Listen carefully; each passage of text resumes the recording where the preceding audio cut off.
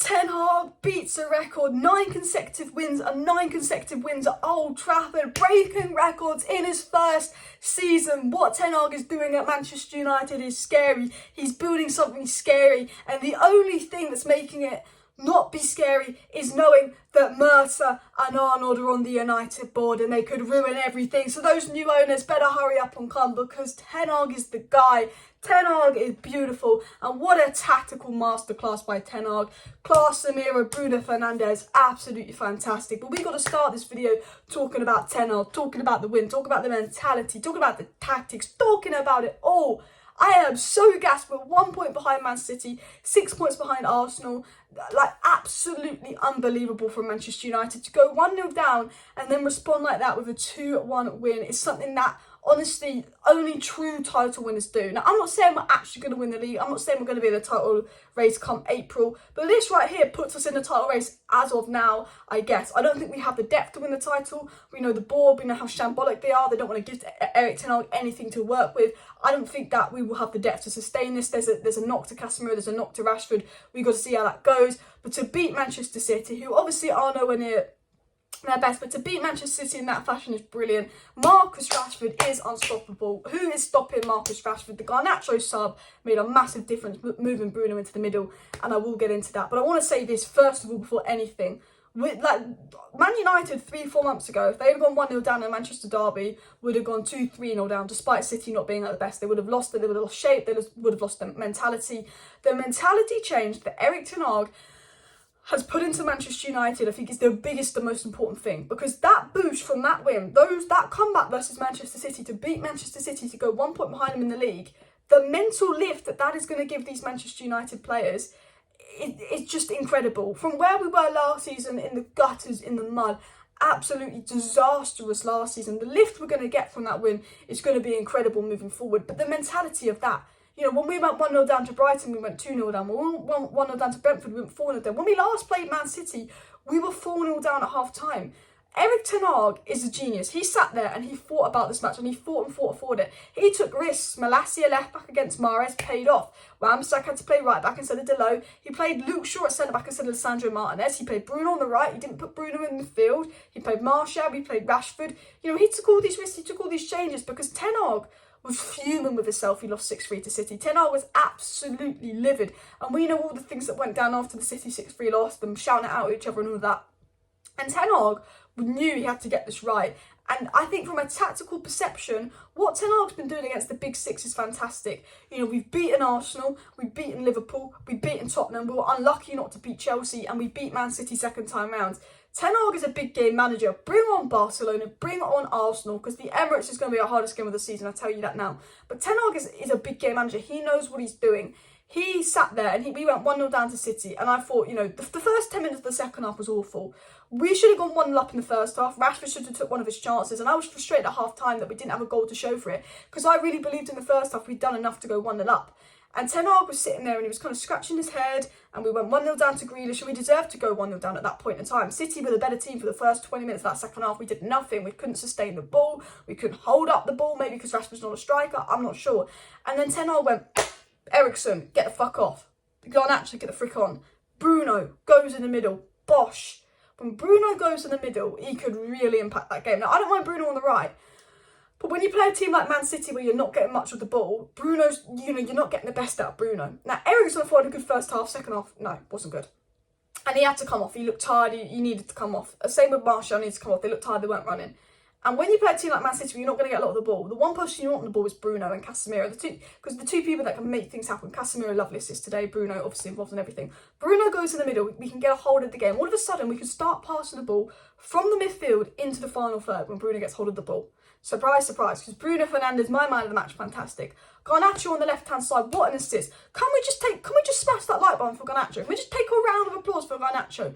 Left wing, super freaking star. Garnacho on the left wing, people, gets an assist in the Manchester derby. He's raw. He's 18. He's getting goals. He's getting assists in the Premier League. He's coming on in a game as big as the Manchester derby, playing against Kyle Walker, which I thought would be really hard for him because his strength is pace. Kyle Walker can deal with that.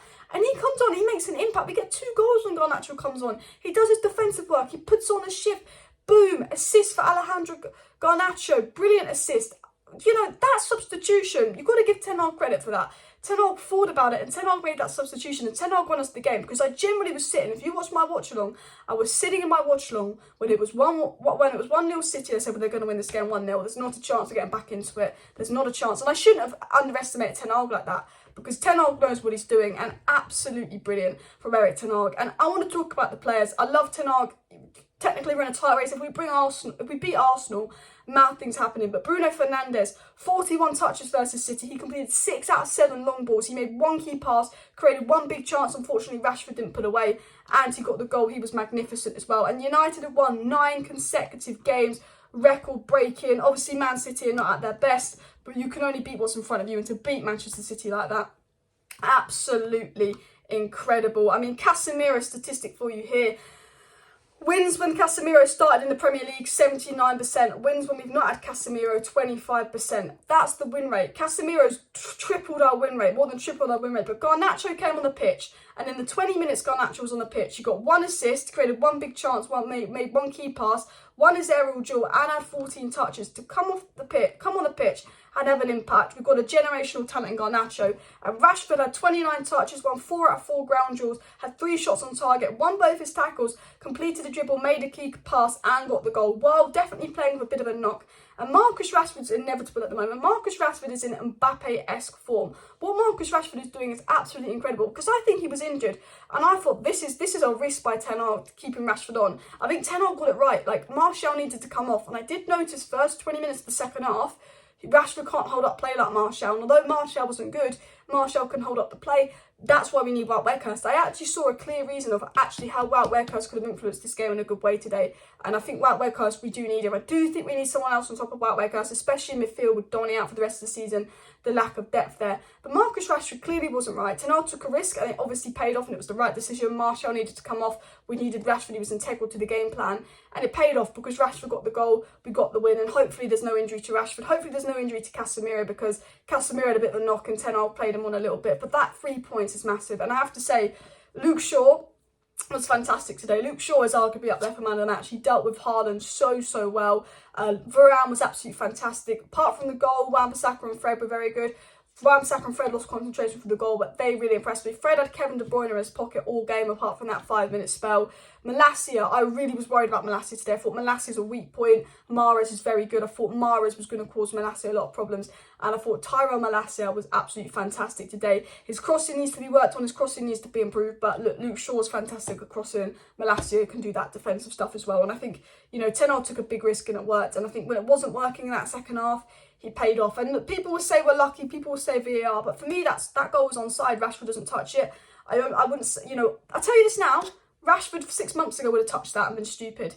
The work Erik Ten Hag's done on Rashford, the runs Rashford makes, the intellectual play, the passes he makes, Rashford's getting in the right positions. Rashford this time last season wouldn't be in that position to tap that goal in. Rashford this time last season would have touched the ball and we'd have lost 1-0. The progress in Rashford is incredible. Benny McCarthy, the coaching he's done is fantastic.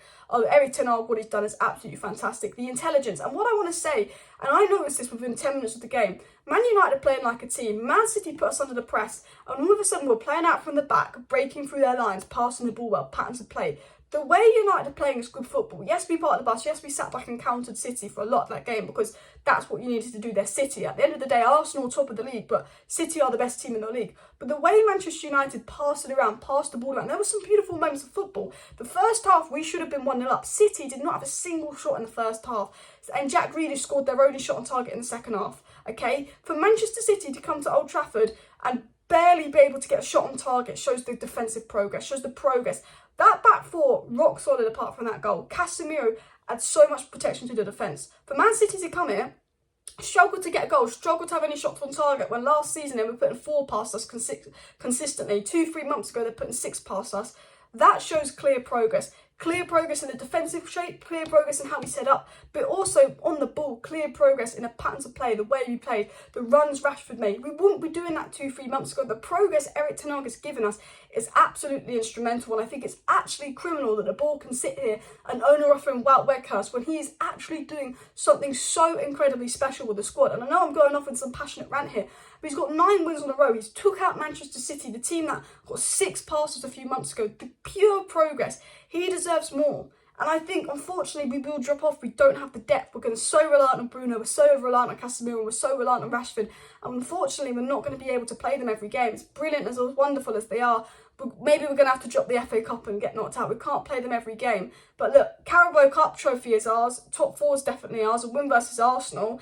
Potentially we're in a title challenge with City drop off, but again, I don't think we have the depth. But I just think the board need to sit there and go, you know what, Erik Ten Hag deserves something, because Garnacho's coming through, he's looking great, incredible. The clear improvement in Rashford, the defence that was shipping 5 goals to City, 4 goals to Brighton, 4 goals to Brentford not that long ago, couldn't get past, rock solid. And we didn't even have Martinez, we had Luke Shaw, we had the same players in defence we had last season, Wan-Bissaka, Varane, Luke Shaw. He makes it work, he makes it controlled, he makes this team play together. But the best thing for me, and I know I said this at the beginning, was the mentality.